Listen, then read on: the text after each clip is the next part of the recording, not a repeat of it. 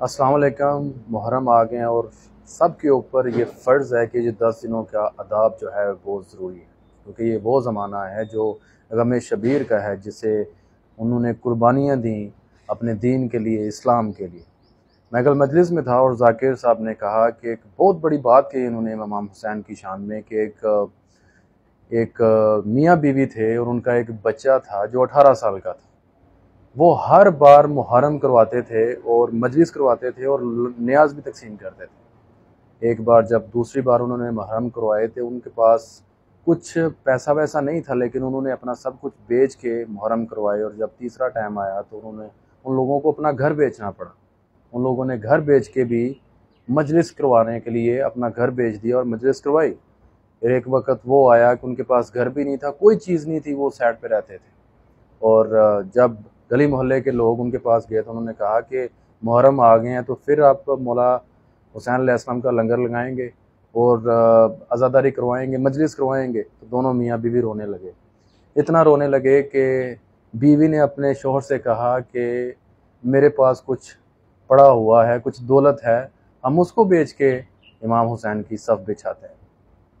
और बंदे ने कहा कि तुमने इतनी देर तक मुझसे ये चीज़ छुपाई रखी कि तुम्हारे पास कुछ है बेचने के लिए। तो उस औरत ने बड़ा गमगीन होकर कहा कि मेरे पास 18 साल की कमाई।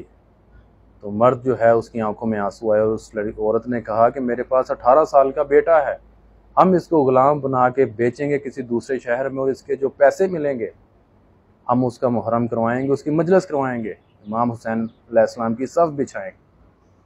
और दोनों मियाँ बीवी रोने लगे और एग्री हो गए। और जब उनका बेटा आया दरवाजे से, जैसे ही अंदर आया घर में, तो दोनों मियाँ बीवी अपने बेटे को देख के, 18 साल के बच्चे को देख के रोने लगे।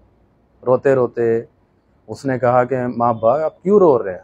तो उन्होंने कहा कि बेटा हम आपको इमाम हुसैन की राह में कुर्बान कर देंगे। उसने कहा कि माँ बाप इससे खुशी की बात मेरे लिए क्या हो सकती है, बाय फ़ख्र की बात क्या हो सकती है कि मैं उनकी राह में कुर्बान हो जाऊँ।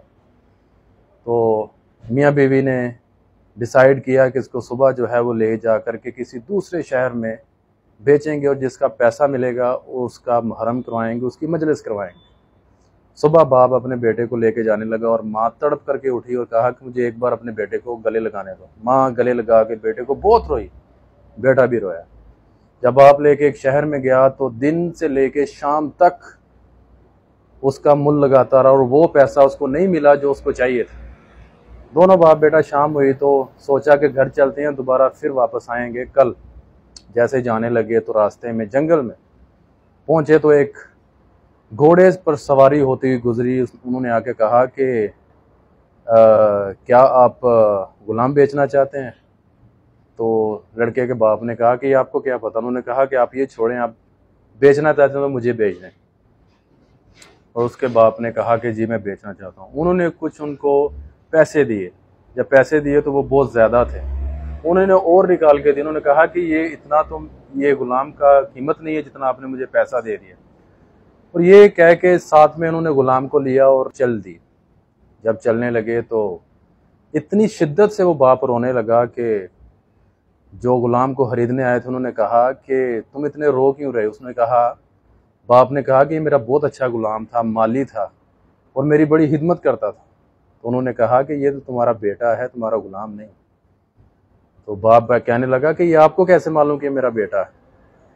जैसे ही गुलाम को लेके वो जो सवार आए थे वो चलने लगे और बाप जैसे ही घर में पहुंचा और बीवी को बोला कि मैंने गुलाम बेटे को बेच दिया और मुझे बहुत बड़ी रकम मिली है, इस पर मौला हुसैन की मजलिस करवाएंगे और उनकी सब बिछाएंगे।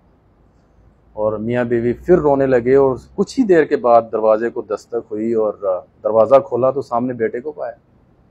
जैसे बेटा अंदर आया तो माँ बड़ी जलाली के साथ बोली कि तुम कहीं भाग के तो नहीं आ गए?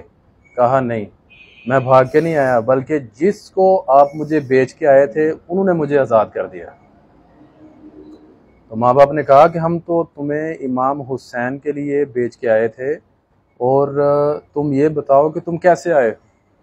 बेटे ने कहा कि आप जिसके लिए मुझे बेच के आए हो उन्होंने मुझे आज़ाद कर दिया है। और अम्मा आप जानते हैं वो कौन थे जिन्होंने मुझे खरीदा था? वो मौला हुसैन थे। सुभान अल्लाह, सुभान अल्लाह। दोस्तों ये वो हस्तियां हैं जिन्होंने अपने अल्लाह का और अपने नाना रसूल मोहम्मद सल्लल्लाहु अलैहि वसल्लम का दीन बचाने के लिए बहुत सारी कुर्बानियां दी, और आज भी करबला की मिट्टी गवाह है। आप उस करबला की मिट्टी के ऊपर जाइए, एक एहसास दिल में फील कीजिए और पूछिए उस मिट्टी से हज़रत इमाम हुसैन की कुर्बानियाँ और उनकी कदर। वो चीख चीख के कहेंगे कि आज भी खून ताज़ा है।